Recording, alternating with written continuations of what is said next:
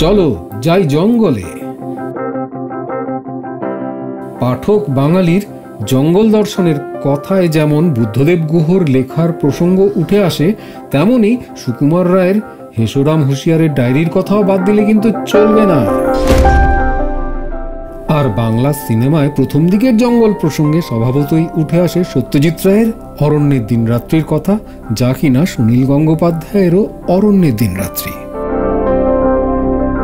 এরপর ক্রমে ক্রমে সারা ভারতবর্ষের জঙ্গল চষে ফেলে আফ্রিকা থেকে অ্যামাজনের জঙ্গল অবধি পৌঁছে গেছে বাংলা সিনেমা। আর দর্শক থেকে টুরিস্ট হয়ে গিয়ে সশরীরে জঙ্গল দর্শনকারীর সংখ্যাও প্রত্যেক ভ্যাকেশনে আরও বেশি করে বাড়ছে। এবং আর কিছু না হোক, ওটিটি প্ল্যাটফর্মেও তো এখন জঙ্গল নিয়ে চূড়ান্ত বাড়াবাড়ি। ঘরে বসেই হয়ে যেতে পারে অতি দুর্গম জঙ্গল দর্শন। কঙ্গোর জঙ্গলে চলে গিয়েছিলাম। আসলে মগ্ন হয়ে দেখছিলাম দ্য উইডো টেলিভিশন সিরিজটি, আর মনে মনে ভাবছিলাম যে গহন অরণ্যে কিবা দিন কিবা রাত। তাই তারপরে যখন এই ছবির পোস্টারটি চোখে পড়ল, তখন এই কথাটা মাথায় এলো যে বঙ্গর জঙ্গলের সঙ্গে কিন্তু অরণ্যের দিনরাত্রির একটা আলাদা ইকুয়েশন, আলাদা কানেকশন রয়েছে। কারণ দেখুন, এখানে আবার অরণ্যের দিন রাত্রি, মানে অরণ্যের দিন রাত্রিও রয়েছে, আবার অরণ্যেও রয়েছে।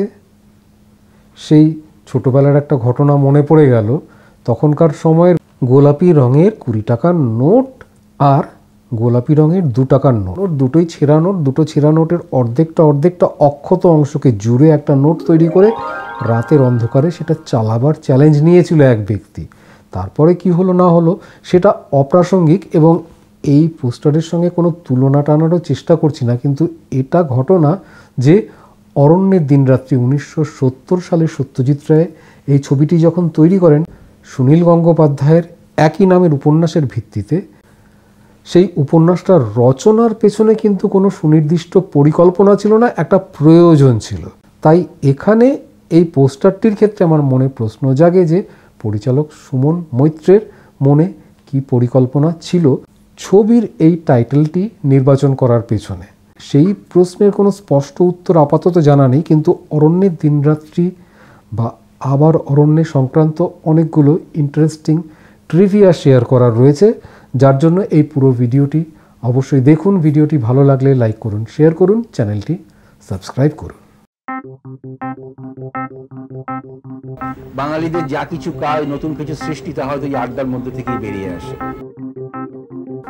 বাংলা সাহিত্যের জগতে সুনীল গঙ্গোপাধ্যায় একজন কবি হিসেবেই আত্মপ্রকাশ করতে চেয়েছিলেন এবং আত্মপ্রকাশ করেও ছিলেন। তিনি এবং তার ঘনিষ্ঠ বন্ধুরা ছিলেন কৃত্তিবাস গোষ্ঠীর অন্তর্ভুক্ত।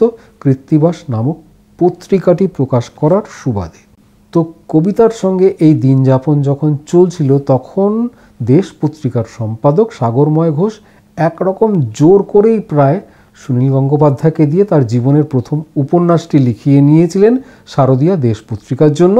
ঘটনাচক্রে সেই উপন্যাসটির নামও আত্মপ্রকাশ। উপরোধে ঢেকি গেলার মতো করে এই একটিমাত্র উপন্যাস লিখেই সুনীল গঙ্গোপাধ্যায় ভেবেছিলেন যে উপন্যাস লেখার কাজে তিনি ক্ষান্ত দেবেন। কিন্তু কৃত্তিবাস পত্রিকাকে জড়িয়ে এমন একটি ঘটনা ঘটল যে আবার তিনি কলম হাতে তুলে নিতে প্রলুব্ধ হলেন। কারণ কৃত্তিবাস পত্রিকার তো বলার মতো আয় সেভাবে হতো না। ওটা বাণিজ্য পত্রিকা নয়, লিটল ম্যাগাজিন। তার ফলে যেটা হতো যে পত্রিকা প্রকাশের যে খরচ, সেই খরচও সবসময় পত্রিকা বিক্রি করে তোলা সম্ভব হতো না, যে কারণে প্রায় মাস দুয়েকের টাকা বাকি পড়ে গেছে পত্রিকার প্রেসে। এবার পরবর্তী সংখ্যা বার করতে গেলে পত্রিকার প্রেসে তো কিছু টাকা পয়সা দিতে হবে, এদিকে হাতে টাকা পয়সা নেই। সেই একই প্রেসের মালিক জলসা নামে একটা সিনেমা পত্রিকা প্রকাশ করতেন, এবং বারে বারে তাগাদা দিয়ে যখন পাওনা টাকা পাচ্ছেন না, তখন তিনি একটা বিকল্প প্রস্তাব দেন সুনীল গঙ্গোপাধ্যায়কে। বলেন যে জলসা পত্রিকার শারদীয়া সংখ্যার জন্য সুনীল গঙ্গোপাধ্যায় যদি একটা উপন্যাস লিখে দেন, তাহলে প্রেস বাবদে যা পাওনা ছিল সেই টাকা মকুব। এরকম একটা সুপ্রস্তাব পেয়ে আপত্তি করার কোনো কারণ খুঁজে পেলেন না সুনীল গঙ্গোপাধ্যায়। কবিতার জন্য তিনি আবার উপন্যাস লিখতে সম্মত হলেন। কিছুদিন আগেই পালামোর আদিবাসী অধ্যুষিত জঙ্গল অঞ্চলে কয়েক বন্ধু মিলে তারা বেড়াতে গিয়েছিলেন। সেই বেড়ানোর অভিজ্ঞতার ভিত্তিতেই তিনি একটি উপন্যাসের পরিকল্পনা করে ফেলে সেটা লিখেও ফেললেন। জলসা পত্রিকায় সেই উপন্যাসটা বেরিয়েও গেল পুজো সংখ্যায়। সুনীল গঙ্গোপাধ্যায় তো যথেষ্ট খুশি। প্রথমত তো প্রেসের টাকা মকুব হয়ে গিয়েছে, আর কবিতা পত্রিকার পরের সংখ্যা প্রকাশেও আপাতত কোনো বাধা নেই। আর উপন্যাসটির ব্যাপারে তার মনে সেরকম কোনো ভাবনা ছিলই না। তিনি ওটাকে একদম সিরিয়াসলি নেনইনি। ভেবেছিলেন যে ওটা একটা অতি গুরুত্বহীন কাজ, পত্রিকায় প্রকাশিত হয়েছে এই মাত্র, লোকে ভুলে যাবে ওটার কথা। কিন্তু সেই উপন্যাসটি চোখে পড়ল সত্যজিৎ রায়ের। আর এতটাই ভালো লাগলো তার এই উপন্যাসটা যে এই উপন্যাসের ভিত্তিতে তিনি ছবি করবেন বলে সিদ্ধান্ত নিয়ে ফেললেন। 1970 সালে অরণ্যের দিনরাত্রি ছবিটি রিলিজ হলো।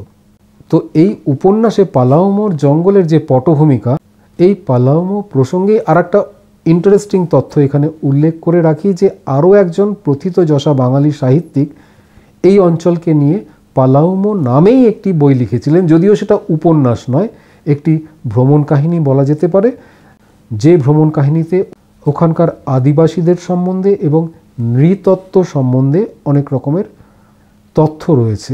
আর সেই সাহিত্যিককে বলুন তো? সাহিত্য সম্রাট বঙ্কিমচন্দ্র চট্টোপাধ্যায়ের দাদা সঞ্জীব চন্দ্র চট্টোপাধ্যায়। তার লেখা পালাউমো বলে বইটি 40-এর দশকে প্রকাশিত হয়েছিল।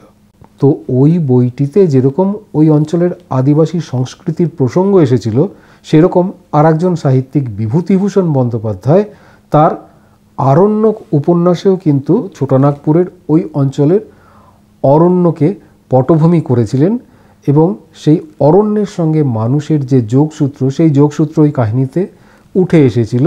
কাহিনীর মুখ্য চরিত্র সত্যচরণ, এক জমিদারের এস্টেট ম্যানেজার, যে জঙ্গলের প্রেমে পড়ে যায়। জঙ্গলের বিভিন্ন ধরনের গাছপালা, গুল্ম লতা, এগুলোর সঙ্গে তার জীবন জড়িয়ে যাচ্ছিল, কিন্তু কর্মসূত্রে সেই জঙ্গলই তাকে ধ্বংস করতে হয়, যাতে কিনা ধ্বংস হওয়া ওই জঙ্গলের জমি মানুষের জনবসতি স্থাপনের উপযোগী হয়ে ওঠে। আর হ্যাঁ, শুরুতে কঙ্গোর কথা বলে শুরু করেছিলাম, আফ্রিকার জঙ্গল। বিভূতিভূষণ বন্দ্যোপাধ্যায় কিন্তু চাঁদের পাহাড়ে শঙ্করকে পাঠিয়েছিলেন সেই আফ্রিকার জঙ্গলে, কিলিম্যাঞ্জারো শৃঙ্গের কাছে। তো যাই হোক, আরণ্যক উপন্যাসে মানুষ এবং অরণ্যের সম্পর্কের যে প্রসঙ্গটা উঠে এসেছিল, অরণ্যের দিনরাত্রি উপন্যাস বা ছবিতে সেভাবে ওই বিষয়টিকে ধরা হয়নি। তবে অরণ্যের দিনরাত্রি সিকুয়েল করেন যখন গৌতম ঘোষ প্রায় 30 বছর বাদে, সেই ছবিটিতে কিন্তু অরণ্যের অধিকারের প্রসঙ্গ উঠে এসেছে। অরণ্য এবং অরণ্যবাসীর অধিকারের কথা উঠে এসেছে, যে সভ্যতা এবং রাজনীতি কিভাবে অরণ্যের সংকটের কারণ হয়ে উঠছে, সেই প্রশ্নটি বা সেই প্রসঙ্গটি পরিচালক তার এই ছবিতে তুলে ধরেছিলেন।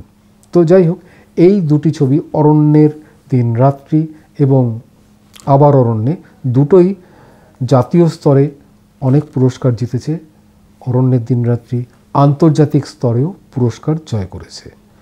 সুনীল গঙ্গোপাধ্যায় যখন অরণ্যের দিনরাত্রি উপন্যাসটি লিখেছিলেন, তার কোনো ধারণাই ছিল না যে এই উপন্যাসের বুনিয়াদে তৈরি হওয়া ছবিটির কারণে ঔপন্যাসিক হিসেবে তার খ্যাতি আসবে এবং আরও উপন্যাস লেখার চাপ আসবে তার উপরে। তিনি নিয়মিতভাবে গদ্য রচনাতে অনেক বেশি সময় দিতে শুরু করতে বাধ্য হবেন কবিতার তুলনায়। এবং সুনীল গঙ্গোপাধ্যায় পরবর্তীকালে তার নিজের বেকার জীবন, চাকুরি খোঁজার অভিজ্ঞতা, তার ভিত্তিতে যে উপন্যাসটি লিখেছিলেন, সেটিও সত্যজিৎ রায়ের পছন্দ হয়ে যায় এবং প্রতিদ্বন্দ্বী ছবিটি তৈরি হয় সেই উপন্যাসের ভিত্তিতে। তো সব মিলে দেখা যাচ্ছে অরণ্যের এই যে লিগেসি বাংলা ছবিতে, বাংলা উপন্যাসে, তার ভিতটা কিন্তু দারুণ মজবুত। তাই সাম্প্রতিক ছবির এই পোস্টারে যে টাইটেলটি দেখা যাচ্ছে, আবার অরণ্যে দিনরাত্রি, তার দায়িত্ব কিন্তু অনেক। আর এক্ষেত্রে দেখা যাচ্ছে আগের দুটো ছবির ক্ষেত্রে মুখ্য চরিত্র মানে অরণ্যে যারা যাচ্ছে তারা সবাই পুরুষ ছিল। এক্ষেত্রে অন্তত পোস্টার যা বলছে, চরিত্রগুলো সবই হচ্ছে নারী চরিত্র। তো সেদিক থেকে একটা অন্য রকমের স্বাদের প্রত্যাশা অবশ্যই করা যেতে পারে। তো দেখা যাক আবার অরণ্যে দিনরাত্রি কী নতুন আলোয় আলোকিত করে দর্শকদের প্রত্যাশা। আজকের এই ভিডিওটি আপনাদের কেমন লাগলো অবশ্যই কমেন্ট করে জানান। ভিডিওটি ভালো লাগলে লাইক করুন, শেয়ার করুন, চ্যানেলটি অবশ্যই সাবস্ক্রাইব করুন। অনেক ধন্যবাদ এতক্ষণ ধরে এই ভিডিওটিতে আমাদের সঙ্গে থাকার জন্য। দেখা হচ্ছে খুব শিগগিরই আবার নেক্সট ভিডিও নিয়ে। ততক্ষণের জন্য গুড বাই।